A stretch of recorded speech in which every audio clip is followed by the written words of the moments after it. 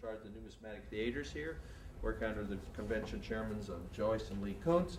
This is our last speaker of the day, but before I leave or before we turn it over to the speaker, please pick up one of these here. It lists all the speakers we have for today, tomorrow, and Saturday, and we hope that you enjoy the program. We've had a great speaker so far today, and let's continue with our last speaker is the 2009 Bass Intern at the American Numismatic Association. And how long are you going to be there for this internship? This is my last week, actually. Or last week? Yes. So we're going to finish it off with a program. Yes. All right. Okay, Andrew, it's all yours. All right. Hi, welcome. Thanks for coming to my numismatic theater presentation. It will be on the history of the commercial and trade dollar pattern coins in the Harry Bass collection. And as he said, I'm the 2009 Harry Bass intern. I'll first do a brief overview of where we're going to be going with this presentation. First, we'll go over of Harry W. Bass Jr. and his extensive collection, a brief introduction to pattern coins. I'll highlight various pattern coins in the collection. And while I'm doing this, I'll focus on the commercial and trade dollar patterns. But I'll bring in other patterns along the way that have relevance to this issue. And then I'll focus on the commercial and trade dollar pattern coins' historical background. And this will be broken up into two areas. The historical background of the growth of international trade in the Orient during this era, and historical background leading up to the creation of the two patterns and the eventual issuance of the trade dollar. At the very end, I'll bring in information into the commercial and trade dollar patterns, design, who really influenced the design, who engraved them, etc. And then at the very last, I'll be bringing in reasons behind the trade dollar's perpetual problems and eventual demise. First, Harry Bass. Harry Bass's life was dominated in four areas: petroleum products, GOP politics, skiing, and numismatics during the last 30 years of his life. It was dominated by petroleum essentially because of his father. His father at first worked as a bank clerk, but later became involved in the oil business and started his own company called Champlin and Bass. And after a while, Harry W. Bass Jr. also became involved in this business. He was born on January 6, 1927 in Oklahoma City, and he joined the U.S. Navy after studying at the University of Texas and Southern Methodist University. He served in the Navy and married Mary Mathewson and moved to Canada to work in his family's petroleum business. In Alberta, he really learned valuable management skills, which he brought to all sectors of his life. And throughout the 1950s, he was also involved in Texas Republican politics. And after a trip to Aspen with his family, he really became involved in the skiing industry. I'm from Colorado. One of the biggest ski resorts we have there is Vail. He really developed that. He also was the vision behind another ski resort, and that's kind of where it was Beaver Creek, and that kind of dominated his life too. But in 1955, Harry had his first encounter with numismatics. A friend wanted Harry, who worked at a bank, to reserve a quarter of 1955 quarters. They had a low mintage, and 10 years later, he came back and talked to Harry, and he said he'd been offered 10 times the price of what he originally paid. That was in 1965. So Harry, he loved numismatics, but he also saw it as the investment side as well.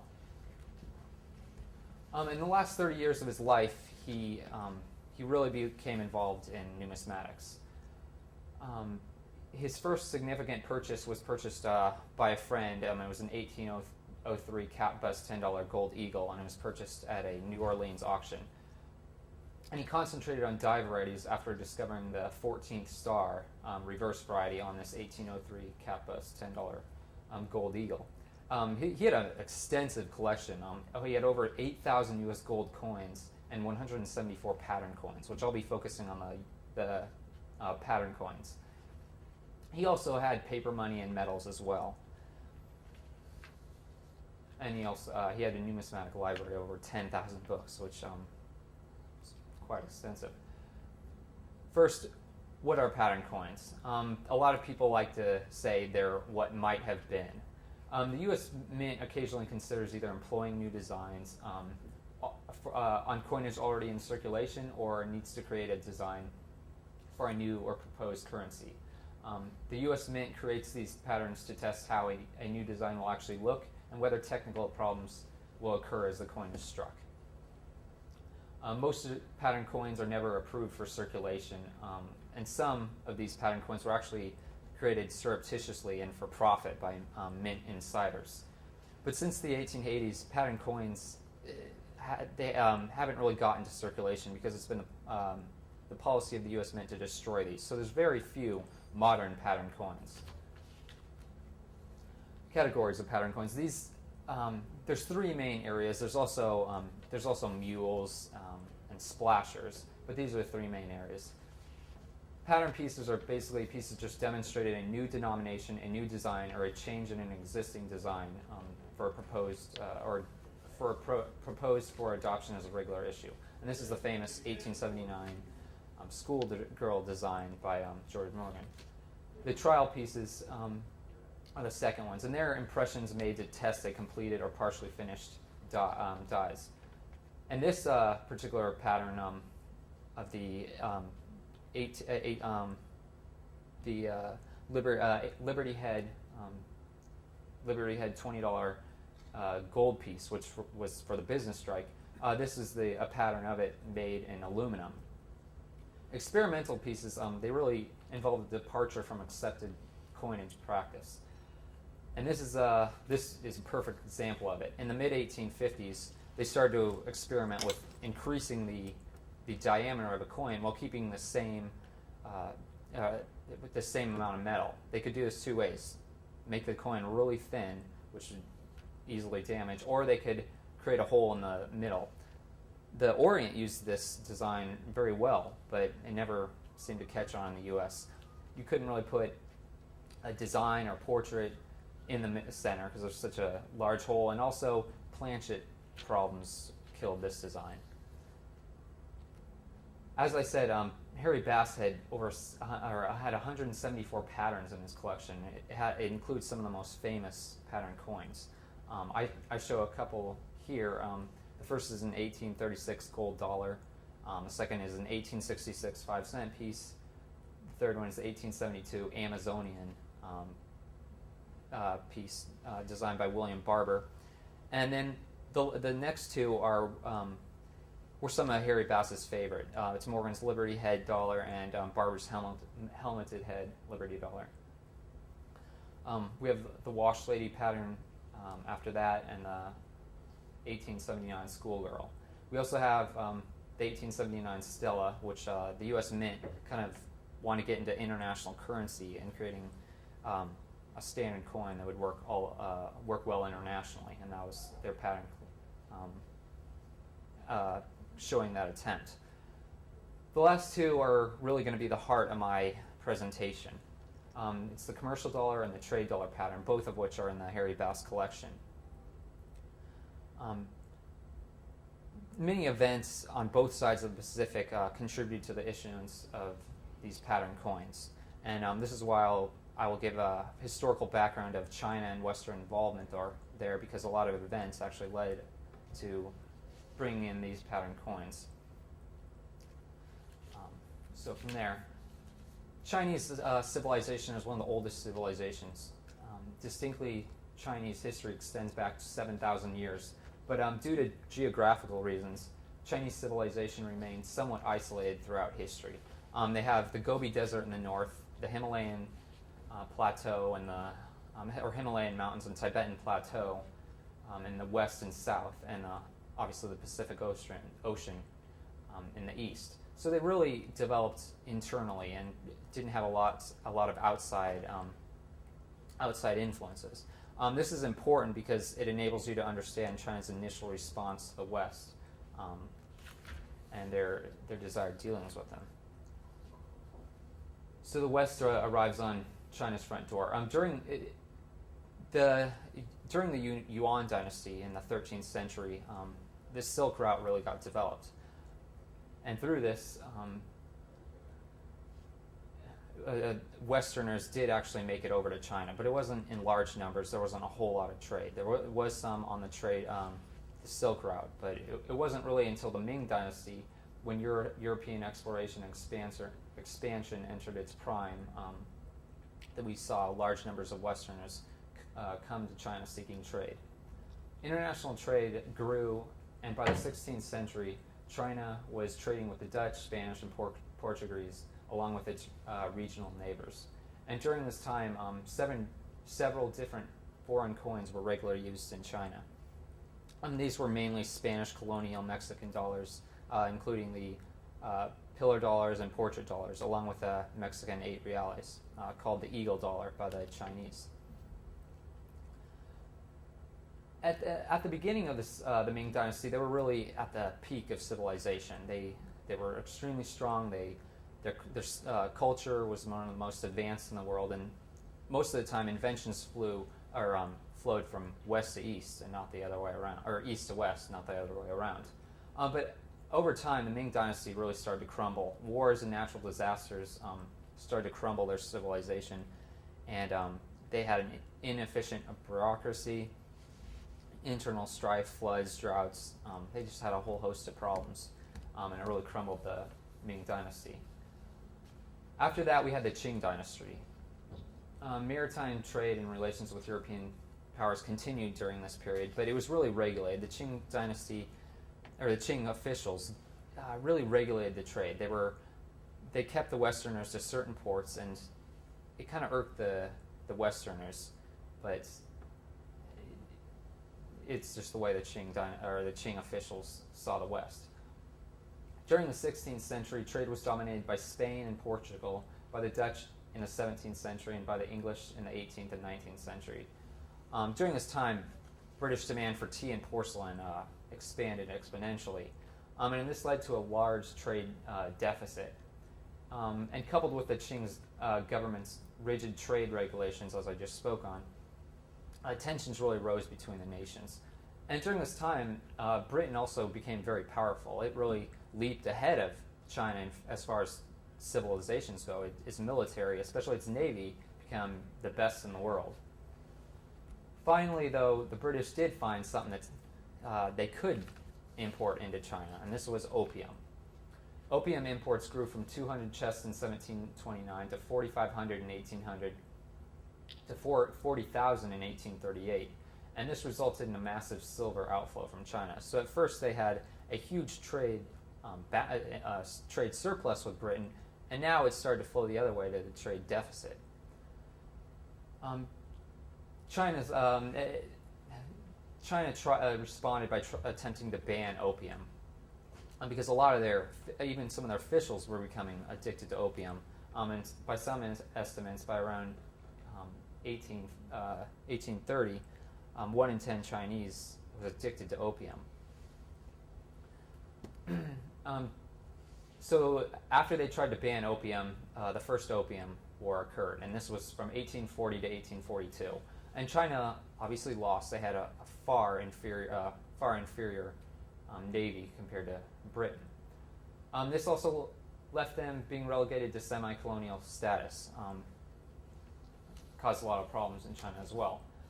The Second Opium War occurred in 1858, leading to more concessions from the Chinese.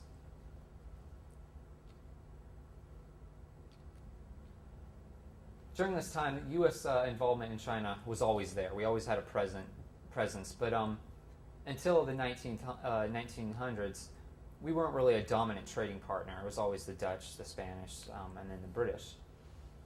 But U.S. merchants also traded in opium to supplement their exports, but they mainly imported from China tea, silks, and sugar, and exported furs, ginseng, sandalwood, a little bit of opium, and sandalwood.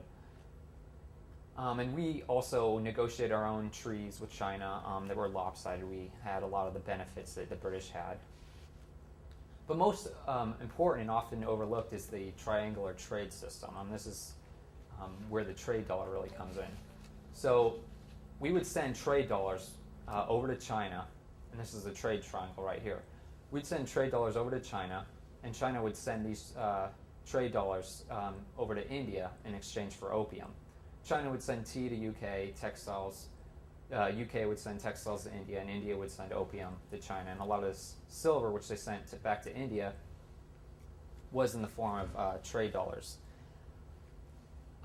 Official reports of the Calcutta Mint show 233,000 United States trade dollars were received during the first 3 months of 1874 alone.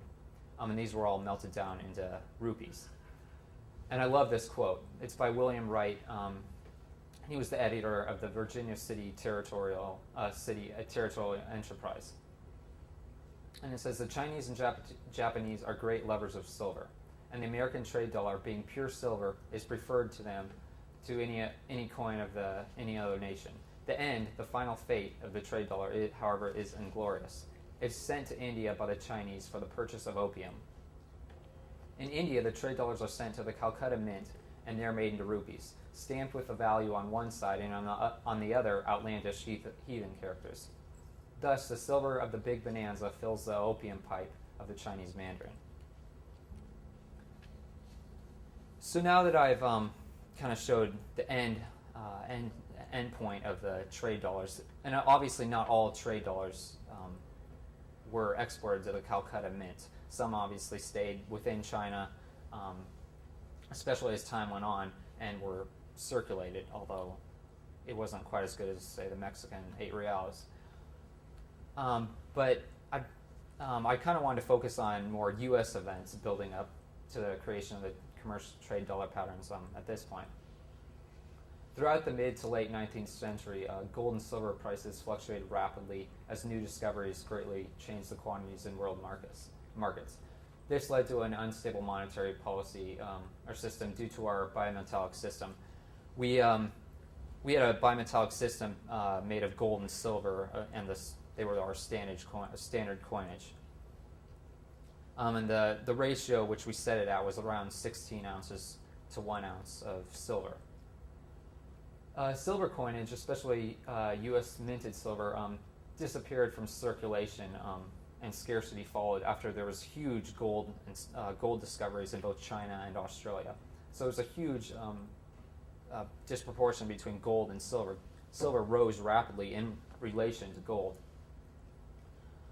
And as a result, as I said, there was a scarcity of currency because a lot of our currency was in the form of silver, and we could never keep these in circulation because there was a lot of speculators and hoarders pulling these out of circulation in anticipation of price rises. In the Coinage Act of 1849, authorizing the $1 gold coin, and the Coinage Act of 1851, authorizing the silver 3-cent piece, were meant to combat this urgent problem. This is the gold dollar, of course. It was designed by James Longacre, and it was really small, which led to a lot of problems. It was hard to handle, it was easy to lose, and a lot of public criticism followed. And new designs issued in 1854 and 1856 were in attempts to solve the coin's problems. This is a pattern also showing these attempts to solve the small size problem, and it's 1852 gold dollar pattern. And as I said, they tried to increase the diameter while at the same time keeping the same amount of metal.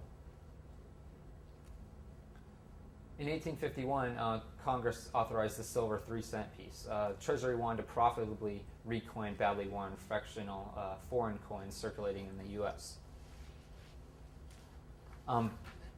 At this time, we were getting a lot of foreign coins that were badly worn and really old dumped onto our system. We took them, we circulated them, but the problem was they were really worn and they were underweight. But demand for this new 3-cent piece was strong, but because the Treasury wanted to bring in these other circulating coinage to melt it down to make this new silver 3-cent piece, we still had the problem of there wasn't very much circulating coinage. And as a result, the scarcity in coinage remained a pressing problem for Congress. The issue began to improve slightly until the Silver War began, when silver and gold, both in the North and South, began to be hoarded again. And these three coins are really an attempt to bring in other metals into our system. The copper 2-cent piece, the nickel 3 and 5-cent pieces were all created around between 1864 and 1866. And they were an attempt to alleviate the coinage problem. However, precious metals were still mainly not in circulation. And this was a problem for Congress and the Mint. They really wanted to bring precious metals back in circulation.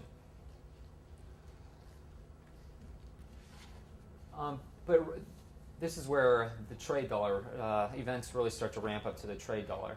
Nevada mines began to produce an increasing amount of silver. We started to mine a lot of silver in the 1860s, and at first it was slow, but we started to ramp up production. And by 1871, we had an oversupply of silver. So before we had an undersupply, now we have an oversupply.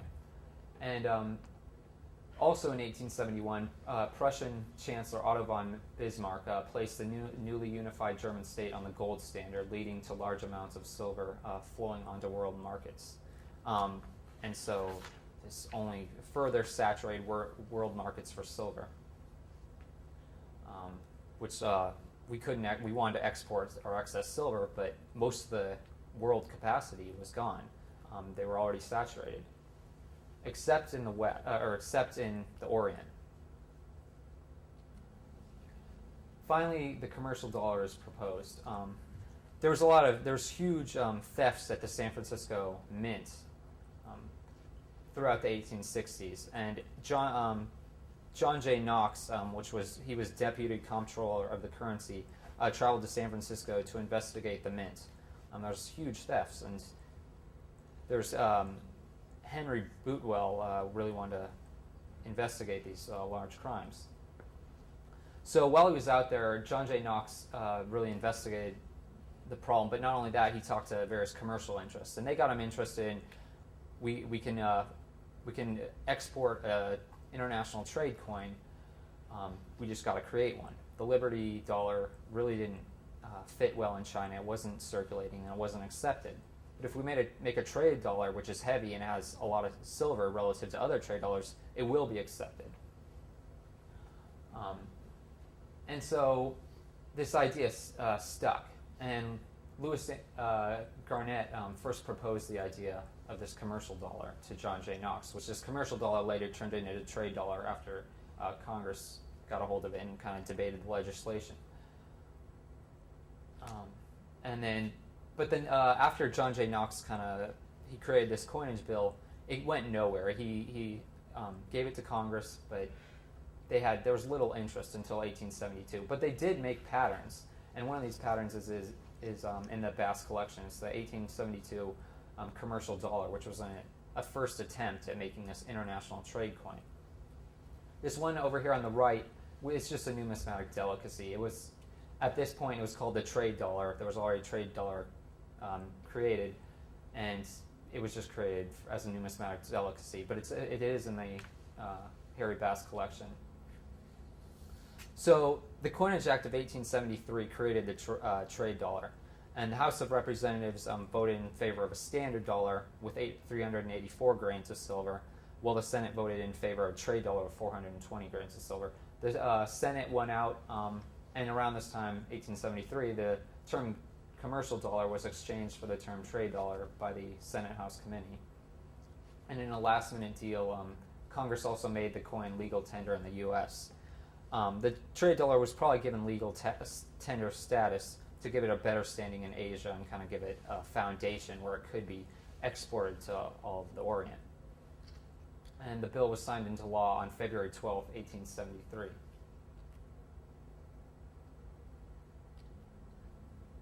So these are some of the 1873 trade dollar patterns, and they're all in the Harry Bass collection. Many different trade dollar patterns were struck in 1873. And at the height of his collection, Harry Bass had 6 different trade dollar patterns. But I will focus on these 3. The first one is Jed 1288, Jed 1293, and Jed 1322. And the two on the right are actually still at ANA headquarters. At Henry Linderman's insistence, they wanted to, Mint Director James Pollock wanted to hire the firm Bailey, Banks, and Biddle to complete a series of initial designs for the trade dollar. The reverse on this pattern is an example of their work. That's what they created. They created the Defiant Eagle reverse. It didn't really stick. Henry Linderman didn't like the design, and it didn't end up working out. They decided to go with other designs. So this design is the Liberty seated on globe, short plow handles variation. And the obverse shows a Liberty seated to the left, facing west, obviously towards the Orient, with a pole and cap in her right hand. Her left hand is on the globe, and it's obviously showing the Western Hemisphere, with Liberty inscribed across the ribbon on the globe. A bale rests at her feet, and a plow and wheat sheaves behind her, and these were both big trade items during this time. This is a very close design to the actual trade dollar design. It's credited to William Barber. The obverse shows Liberty seated on a bale of cotton with a sheaf of wheat unfolding behind her, and these were, as I said, both big trade items. The reverse shows a small eagle at the center, which is slightly different from the adopted design. But this is also in Harry Bass's collection at ANA headquarters in Colorado Springs. This in 1873, Henry Linderman decided on the final trade dollar design, and this is it down at the bottom. It's got nice toning. I like the picture. And on July 11th, the Philadelphia Mint first started producing trade dollars. The final reverse does have some notable differences to the previous Bass pattern. The eagle's a little different, and the eagle's right talon now has arrows. I also put on the graph. It shows the Mexican dollar, the Japanese dollar, the U.S. dollar, which is a Liberty head, and then the trade dollar. And the trade dollar was created to have the highest weight and the most overall grains of troy ounce grains of silver.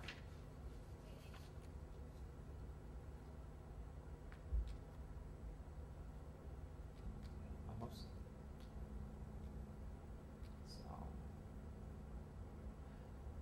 But along with the trade dollar, the Mexican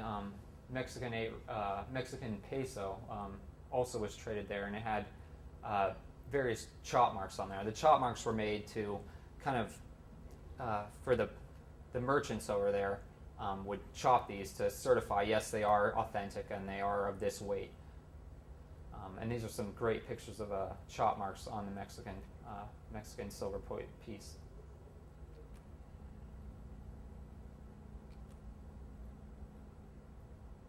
And basically, this Mexican coin was traded on both sides of the Pacific, obviously in Mexico and in Asia.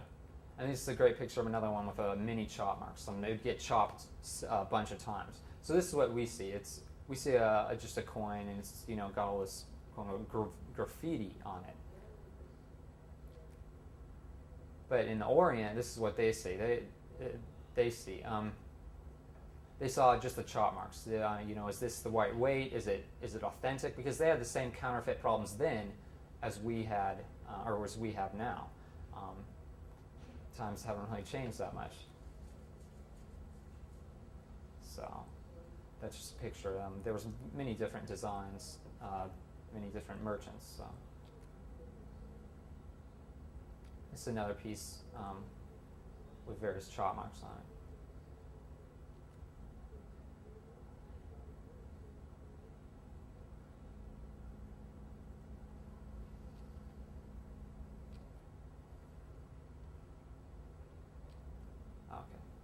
And these are, this is the trade dollar, final design. But other countries actually made trade dollars themselves. The British made it, the Japanese, a bunch of different countries wanted to make their own trade dollars for export in the Orient. And it's the picture of them. That's the British one up top, and that's the Japanese one over to the right. France also made it, and etc.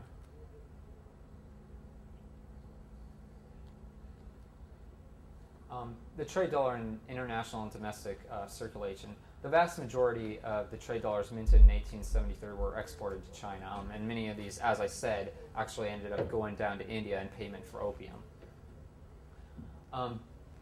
In November 1873, the trade dollar was authorized to circulate in a province in southern China. So it actually did circulate somewhat in China, but the Chinese were very hesitant to take it because it was a new design, and they had problems with counterfeits. So they didn't know about the weight, they didn't know about the quantity of silver in it, and they were very slow to take it. But a governor in southern China did look at it and validate that it was this certain weight. It was. And his province ended up taking it, and it circulated fairly well in southern China, not well in northern China, but so the trade dollar, as I said, didn't circulate in northern China, but it did. Overall circulation increased throughout China year after year.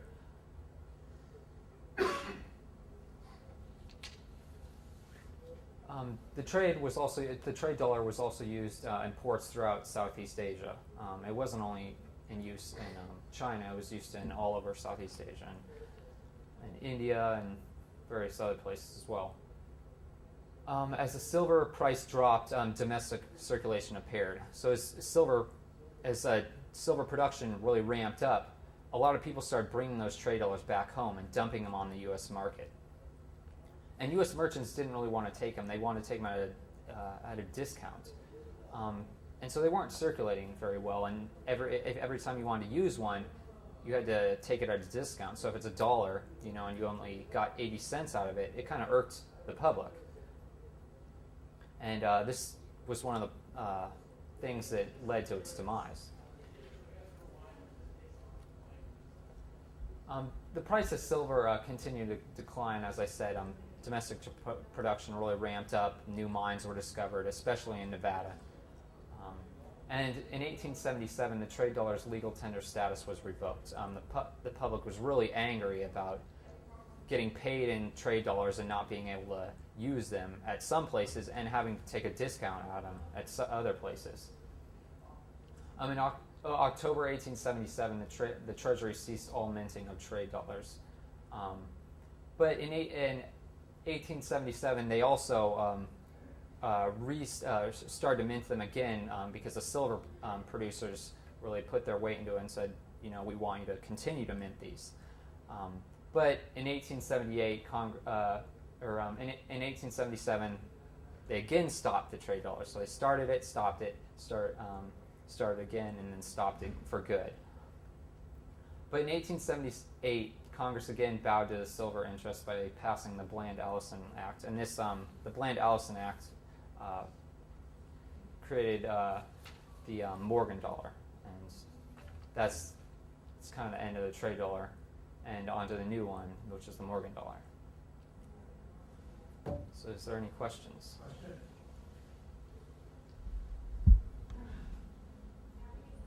Okay.